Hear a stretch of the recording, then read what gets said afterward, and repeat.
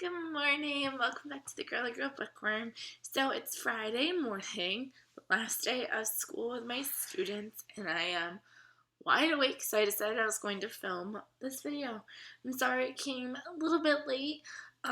Patrick's been training with football the past few weeks, so I have been able to film and whatever, but then Wednesday it was over, so he was home and I forgot, and I got here and I was like, oh, guess I'm not filming today. So unfortunately then Thursday came along and it's been a bit hectic. I haven't been feeling that great this week either. I've been cleaning out my classroom and it's given me allergies, which is insane. And this is around the time where they start taking effect after the Claritin wears off. So let's just get started. I read 3 books this week. I've started another book and I got 2 books in the mail.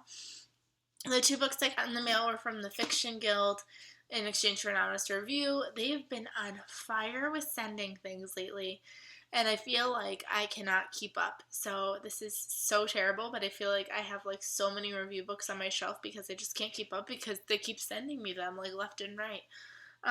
The first book they sent me was The Noble Servant by Melanie Dickerson. And this is apparently a retelling of The Goose Girl. It follows this girl who's supposed to be sent away to go marry this man, and on her way, I guess her servant, threatens to kill her and her family if she doesn't trade places with her. So when she goes to the town, the servant's pretending to be her, and she has to be the servant, which is interesting. And this cover is pretty interesting because I feel like it looks fake but not fake, and I don't know. I don't know how I feel about this one. We'll have to wait and see. And then the book that I'm currently reading is the other book that they sent me, so I feel like I'm kind of getting places. And that is The Sweet Smell of Magnolias and Memories. I started this book last night because I was like, oh, it's really short. It's under 300 pages. I could read it all in one sitting. I got to page 102, and then I just had this killer headache, and I had to put it down. But this follows 2 people. This follows Colin and JC. They were together when this crazy flood happened, and they were on a roof together for 3 days. They kind of started having feelings for each other, and then they get rescued and separated, and they can't find each other, and it's a year later. She's at her best friend's wedding. She walks in, and he's the preacher. So it goes from there. She has a little bit of PTSD. She doesn't remember everything that happened that day, and he comes along and they start to have these memories, and do they really love each other? What's going on? That kind of story. So I'm hoping tonight, because Patrick has graduation tonight for his students, I'm going to hopefully try to finish this book out. I realized we did buy one more book. I was at Target the other day, and I had this serious itch to buy a book, which is funny. I had the itch to buy a book, and those showed up that same day. But I bought Patrick, The Trials of Apollo by Rick Riordan, Book 2, The Dark Prophecy. We have yet to read Book 1, which is right here, The Hidden Oracle. But that's a Target exclusive edition, and this is the Target exclusive edition, so I just felt like I had to buy it. And that way I didn't feel too guilty, because I had so many books in my hand that I wanted to buy, and then I forced myself to put them all back. I'm trying to figure out when I'm allowed to buy books again, because right now I'm definitely not allowed to buy books. Now the 3 books that I read this week, I finished All's Fair in Love and Cupcakes by Betsy St. Amant.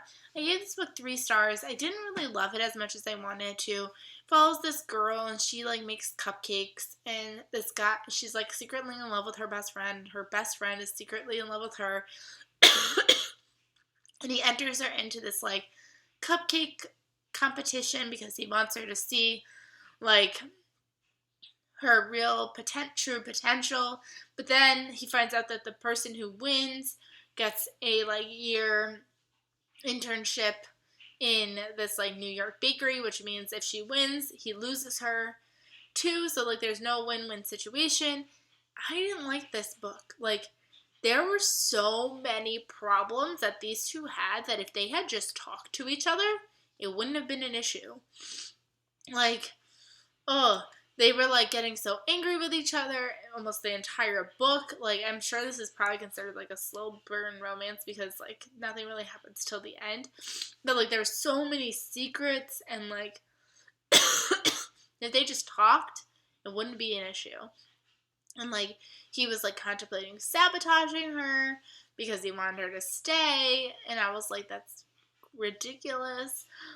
You signed her up for the show. Now you want her to look like a failure? Like, I had major problems with this book, but I still gave it 3 stars. I didn't love it as much as I wanted to, which made me really, really sad because I was really looking forward to the cupcake element and, like, they called it, what was it called? Cupcake Combat, which is very similar to, like, Cupcake Wars on Food Network, which I love, so I was, like, really excited for that. I just didn't love it as much as I wanted to. So then I was like, well, maybe the whole reason for that was because I was still in the mood for thrillers. So I decided I was going to pick up some thrillers. I labeled all my books, well, not all my books, but 4 books that I wanted to read that I thought were thrillers. Dead Letters, Woman Number 17, Swimming Lessons, and I Let You Go. I gave them all a number, and I told Patrick to pick one. And the one he picked was the one that I was, like, gonna read next before I picked that one up, so it was just, like, fate. So I picked up Dead Letters by Kate Dolan Leach. This is another one that I gave 3 stars. This week was a full 3-star week, unfortunately. This book I got from my Book of the Month subscription a couple months ago. I forgot what book this was. March. And this follows, there's two sisters. They're twins. And one of them leaves off for Paris. She's trying to escape something that happened in her life. So she's been in Paris going to grad school. And she gets a letter from her mom saying, your sister's dead, come home. So she comes home and she starts unraveling this thing that she feels like her sister's not really dead. And she's following these letters to try to figure out, like, where's her sister? Is her sister alive? Is her sister dead? What's going on? If she's dead, why? Who? What? They try to say that the sister committed suicide. I believe, right? I think she committed suicide. Yeah. They try to say that she committed suicide. So it's like this whole, like, mystery kind of thing. It's more mystery than thriller. There was no, like, thrilling element to this. I just give it 3 stars because there's a lot of drinking in this book. And I understand that the majority of this takes place on a winery, but the dad's a drunk. The mom is a drunk. Her parents are separated. Mom is, like, getting early signs of, like, Alzheimer's or dementia, yet they keep giving her all this alcohol. She's drunk. Like, it was, like, insane. The amount of drinking in this book. This book doesn't take place over a lot of days, and it's insane how much drinking there is. And I just, in my head, I was going into this, like, for a thriller, and I didn't feel very thrilled, I guess you could say. So I did give it 3 stars. So, like, docked the star for the drinking, and docked the star for the fact that it wasn't the thriller I thought it was. So again, I labeled my books 1, 2, 3, Swimming Lessons, I Let You Go, and Woman Number 17. And Woman Number 17 by Ian Lapucci, I don't know. 1.